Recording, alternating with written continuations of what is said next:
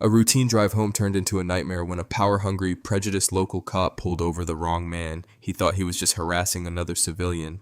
He had no idea the quiet black man in handcuffs was a senior Secret Service agent, or that the United States government was about to descend on his precinct. Special Agent Dominic Vale was running on fumes, a stale cup of black coffee, and the sheer adrenaline residue of a grueling overnight shift.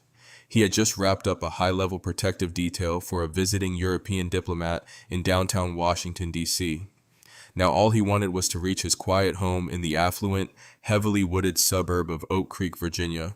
Dominic was out of his standard tailored suit, having changed into a faded gray hoodie and comfortable jeans at the field office. He was a man who preferred to blend in. 42 years old, athletically built, with a calm, observant demeanor forged by years of dealing with global threats. He didn't look like the deputy chief of a specialized counter-threat unit. He just looked like a tired commuter pushing through the dead of night. He turned onto Harrison Boulevard, a dark, winding stretch of road flanked by towering pine trees. He was just a short distance from his driveway when the darkness in his rearview mirror exploded into a blinding frenzy of flashing red and blue lights. Dominic sighed, his broad shoulders dropping. He glanced at his speedometer. He was doing 40 in a 45 zone. He hadn't swerved. Both his headlights were perfectly functional. His government-issued plates were clean. There was absolutely no reason for the stop. Still, training took over. He immediately activated his turn signal, pulled smoothly onto the gravel shoulder, put the car in park, and rolled down his window. He turned on the interior dome light and placed both hands firmly at the top of the steering wheel, right where they could be seen.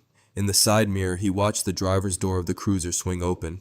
Officer Travis Harlan stepped out. Harlan was a notoriously heavy-handed cop in the Oak Creek Police Department, a man whose personnel file was thick with use-of-force complaints that the local police union had managed to sweep under the rug. He approached the Charger with a slow, arrogant swagger, his right hand resting entirely too close to the grip of his service weapon.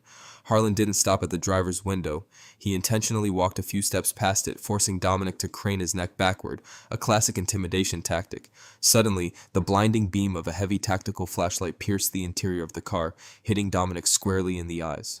"License, registration, and proof of insurance now," Harlan barked, his voice dripping with immediate, unwarranted hostility. Dominic squinted against the harsh light, not moving his hands from the wheel. "Good evening, officer. My wallet is in my right back pocket. My credentials are in the center console. I need to reach for them. Is that all right with you?" Harlan stepped closer, the beam of the flashlight dropping to illuminate Dominic's face, then his hoodie, before snapping back up to his eyes. "I didn't ask for a conversation, boy. I told you to give me your ID." The word hung in the cold night air. "Boy!" It wasn't an accident. The sneer in Harlan's voice was unmistakable. Dominic's jaw tightened imperceptibly, but his heart rate remained steady. He had faced down armed insurgents. A local bully with a badge wasn't going to make him lose his composure. "Officer, I am going to slowly reach into my back pocket to retrieve my license," Dominic said, his voice a low, even baritone, carefully devoid of any aggression. "Keep your hands on the damn wheel," Harlan shouted abruptly, unholstering his taser and pointing it directly at Dominic's window. "Step out of the vehicle. Step out right now." "Officer, there is a I said step out of the car. Do it now, or you're going to ride the lightning." Dominic evaluated the situation in a fraction of a second. The cop was severely agitated, completely abandoning standard protocol and operating on blatant racial prejudice. Trying to verbally assert his federal authority right now while staring down the barrel of a weapon held by a nervous, angry man was a tactical error. Surviving the street meant complying with the immediate threat and handling the fallout in a controlled environment. Slowly using just 2 fingers, Dominic unbuckled his seatbelt. He pushed the heavy door open and stepped out into the freezing night air. He kept his hands raised, palms open. "Turn around, face the car, spread your legs," Harlan commanded, rushing forward. Before Dominic could even fully comply, Harlan slammed him brutally against the side of the Charger. The cold metal bit into Dominic's cheek. Harlan kicked Dominic's legs apart violently, nearly knocking him off balance. "You people always think you can drive through my town at night looking like you're scoping out houses," Harlan hissed, patting Dominic down with unnecessary force. He yanked Dominic's wallet from his back pocket and tossed it onto the trunk of the car. "I am a federal agent," Dominic said calmly, his cheek still pressed against the icy metal. "If you open that wallet, you will see my federal identification. If you run those plates, you will see this is a government vehicle." Harlan let out a cruel, hacking laugh. He grabbed Dominic's wrists, twisting them painfully behind his back, and clamped the steel handcuffs on tight enough to bite into the skin. "Federal agent, yeah, and I'm the King of England. Shut your mouth before I add resisting arrest to whatever I decide to charge you with tonight." With a rough shove, Harlan marched Dominic toward the back of the squad car, pushing his head down and throwing him into the hard plastic back seat. The door slammed shut, sealing Dominic in the dark, cramped space. Outside, he watched Harlan saunter back to the charger, pick up the wallet, and casually flip it open under the glare of his flashlight. Dominic watched Harlan's face. He expected to see the sudden, terrifying realization dawn on the cop's features. He expected Harlan to see the gold star, the Department of Homeland Security seals, the holographic Secret Service credentials. Instead, Harlan just shook his head, snapped the wallet shut, and walked back to the cruiser. He slid into the driver's seat, glancing at Dominic in the rearview mirror with a look of absolute disgust. "Nice fake badge, pal," Harlan sneered, putting the car in gear. "Let's see how funny you think it is when you're sitting in a holding cell for impersonating an officer." Dominic leaned back against the hard plastic, closing his eyes. Fake badge. The sheer arrogance had entirely blinded the man. Harlan had crossed the Rubicon, and he didn't even realize the bridge was already burning behind him. The Oak Creek police station was a small, brutally outdated brick building that smelled faintly of ammonia and stale donuts. In the early morning hours, it was practically deserted. A lone desk sergeant, a heavy-set man named Raymond Mercer, with a graying mustache and a bored expression, was tapping away at a keyboard when Harlan dragged Dominic through the heavy glass double doors. "Look what the cat dragged in," Mercer muttered, not looking up from his screen. "What have we got, Brad?" "Suspicious behavior, failure to obey a lawful order, and get this, Bill, possession of forged federal documents," Harlan declared, proudly shoving Dominic toward the booking counter. Mercer finally looked up, his eyes lazily scanning Dominic's casual attire and cuffed hands. He didn't ask questions. He didn't ask for probable cause. The systemic rot in the station was clear. Mercer just accepted whatever reality Harlan presented. "Empty his pockets, put him in cell 2, Mercer sighed, pulling out a plastic property bag. Harlan slammed Dominic's wallet onto the counter, followed by his keys and a secure government-issued cell phone he had pulled from Dominic's jacket. Harlan opened the wallet and dramatically pulled out the heavy leather credential case, flipping it open to display the gold star and the photo ID. "Look at this garbage," Harlan laughed, pointing at the badge. "United States Secret Service, thinks he's James Bond or something. Guy probably bought it on the dark web to try and get out of speeding tickets." Mercer squinted at the badge. For a fleeting second, a shadow of doubt crossed the older sergeant's face. The weight of the metal, the intricate microprinting on the ID card, the holographic watermark, it looked incredibly real. "Brad, you sure about this? It looks pretty legit." "Legit? Look at him, Bill," Harlan scoffed, gesturing at Dominic with an open palm. "You really think they let guys who look like him protect the president? It's a fake. Run the name if you want, but I'm telling you, it's a prop." Dominic stood silently, his wrists throbbing from the tight steel. He looked directly at Mercer. "Sergeant, my name is Special Agent Dominic Vale. My badge number is 884 Delta. That is a secure federal credential. If you input that information into the NCIC database, it will flag an immediate federal alert. I suggest you allow me my phone call before you dig this hole any deeper." Harlan stepped into Dominic's personal space, his face turning crimson. "You don't give orders in my house. You're a thug in a hoodie." "Give him his call, Brad," Mercer said quietly. The sergeant was starting to sweat. Something in Dominic's eyes, a terrifying, unflinching calm, was beginning to unnerve him. This wasn't how criminals acted when they were caught. This was how predators acted when they were studying their prey. Harlan sneered but grabbed the landline phone from the counter, dialing the outside line and shoving the receiver toward Dominic's ear, refusing to uncuff him. "Go ahead, call your fake supervisor. Let's hear it." Dominic didn't need to look at a keypad. He dictated a direct Washington, D.C. area code number. Harlan dialed it, holding the phone up with a mocking grin. It rang twice. Then a crisp, awake voice answered. "Watch Center, Agent Harris?" "Harris, it's Vale," Dominic said smoothly. There was a microsecond of silence on the other end, followed by the immediate frantic sound of keyboards clacking. "Sir, you missed your check-in. We were about to ping your vehicle's GPS. Are you secure?" "Negative. I am currently detained at the Oak Creek Police Department in Virginia. The arresting officer has confiscated my credentials, labeled them fraudulent, and ignored protocol. I am in handcuffs." The temperature on the other end of the line seemed to drop. When Harris spoke again, the relaxed tone was entirely gone, replaced by the lethal, mechanized efficiency of the United States Secret Service. "Understood, sir. Are you injured?" "No, just delayed. Hold the line, sir. Patching you directly to Director Cole. He is in the operations center tonight." Harlan, who was listening to the one-sided conversation, rolled his eyes. "Director Cole, give me a break. You guys are really committed to this LARP. Suddenly, the voice on the phone changed. It was an older, gravelly voice, a voice that commanded rooms at the Pentagon and the Oval Office. It was Harrison Cole, Director of the Secret Service. "Dominic, what the hell is going on in Virginia?" Cole demanded. Dominic spoke clearly, ensuring Harlan could hear every word. "Director, I was pulled over without cause by Officer Travis Harlan of Oak Creek PD. He refused to inspect my credentials, physically assaulted me against my vehicle, and has brought me in on fabricated charges. He is currently holding the phone to my ear because I am still in restraints." There was a heavy, terrifying silence on the line. Even Harlan's smug smile began to falter slightly at the sheer gravity radiating from the earpiece. Put the officer on the phone, Cole commanded. It wasn't a request. Dominic looked at Harlan. He wants to speak to you. Harlan snatched the phone, puffing out his chest. Listen here, whoever you are, impersonating a federal official is a felony, and you're going down right alongside your buddy. Officer Harlan? The voice on the line interrupted, slicing through the cop's bluster like a scalpel. My name is Harrison Cole. I am the director of the United States Secret Service. The man you have in handcuffs is the deputy chief of the Presidential Protective Division. You have illegally detained a man who possesses a Class 1 national security clearance. You have 3 seconds to remove his handcuffs, or I will consider your police station a hostile environment holding a federal agent hostage. Harlan laughed nervously, looking at Mercer. Nice try, pal. You sound like an actor. Harlan slammed the phone down onto the receiver, cutting the connection. He turned to Dominic, a cruel smile returning to his face. Nice trick. You almost had my partner here spooked. Cell 2, let's go. Harlan grabbed Dominic by the bicep and marched him down a short, dimly lit hallway, shoving him into a small concrete cell with a barred door. He slammed the heavy iron shut, the lock engaging with a loud metallic clank. Get comfortable, 007, Harlan taunted through the bars. You'll see a judge on Monday. Dominic stood in the center of the cell, slowly turning around to face the officer. He didn't look angry. He looked almost pitying. Officer Harlan, Dominic said softly, you just hung up on the director of the Secret Service. Very soon you are going to understand exactly what a catastrophic mistake you have made.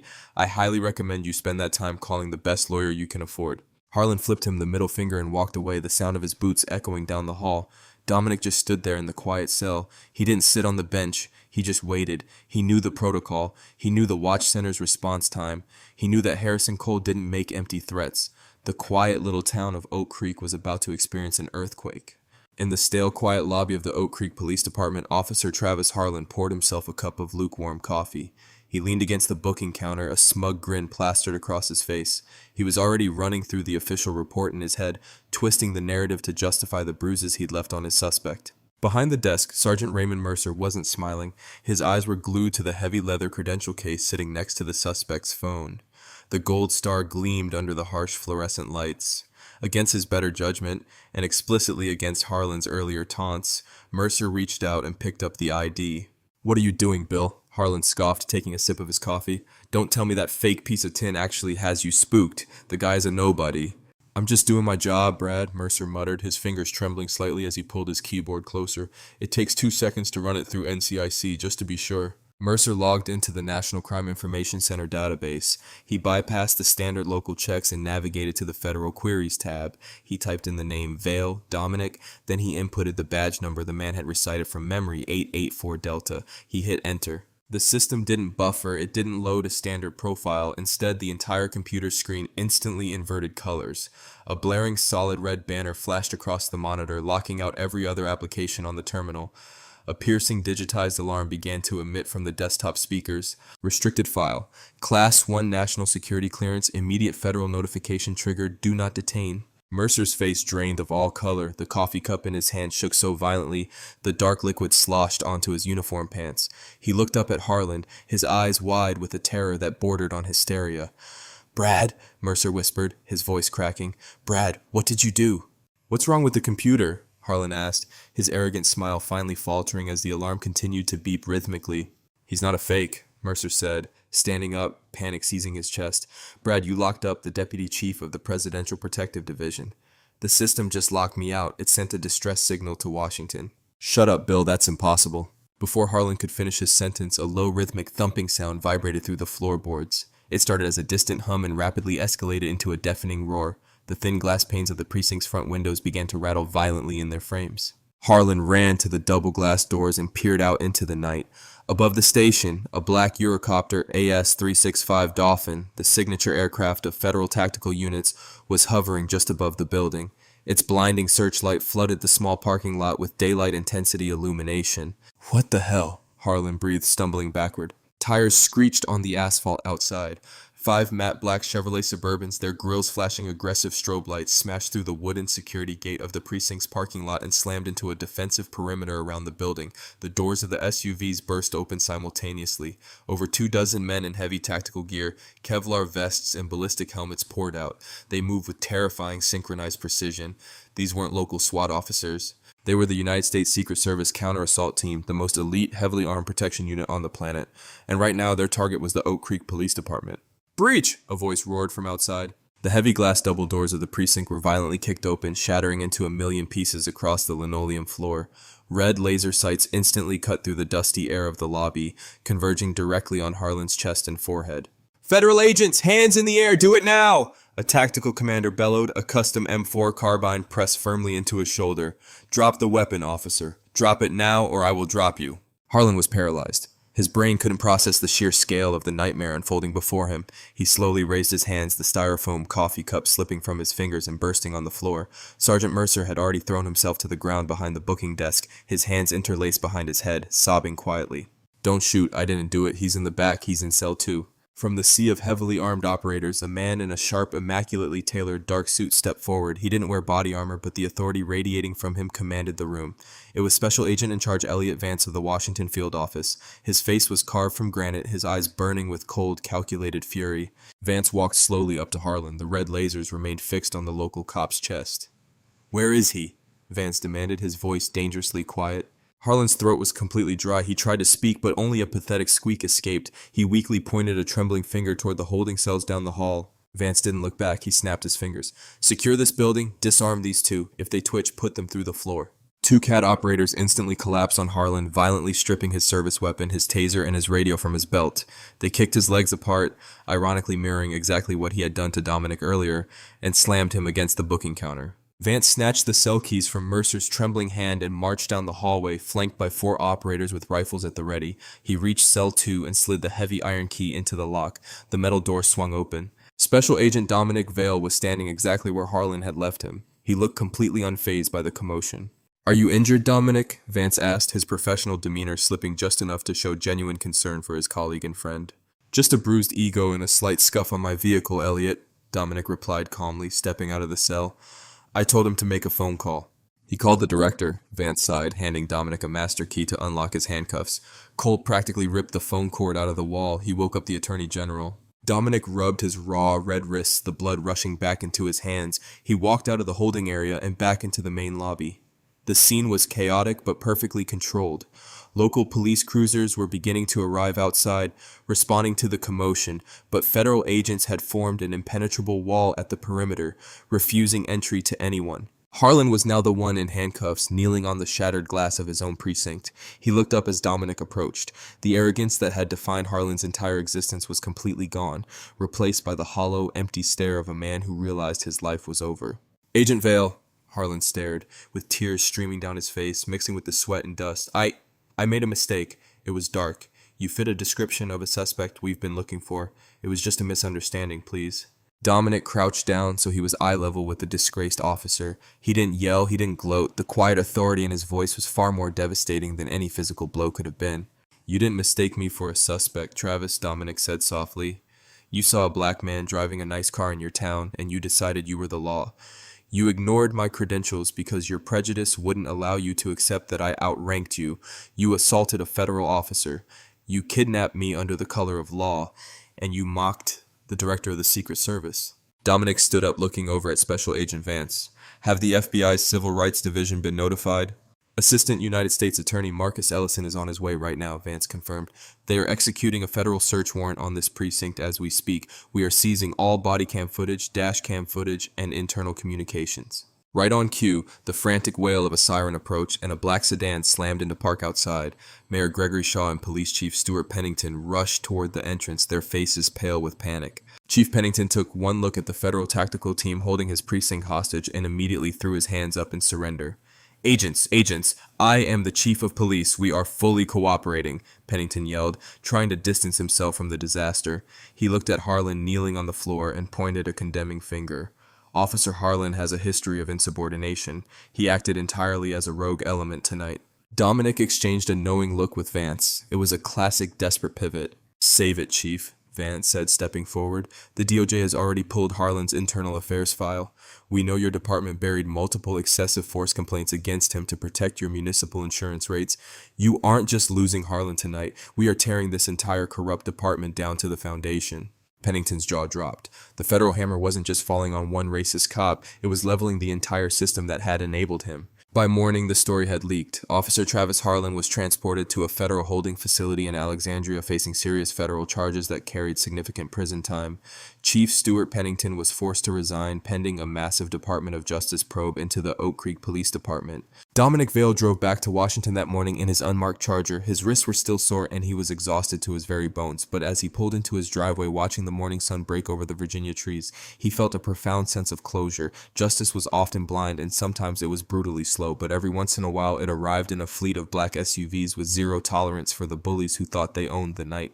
What began as a terrifying abuse of power ended with a corrupt system being completely dismantled by the full force of the federal government. Justice isn't always immediate, but when it arrives, it hits hard. Did you love this intense real-life drama? If you want more gripping, suspenseful stories where the bad guys finally get what they deserve, drop a like, share this video with your friends, and make sure to subscribe to the channel for more incredible content.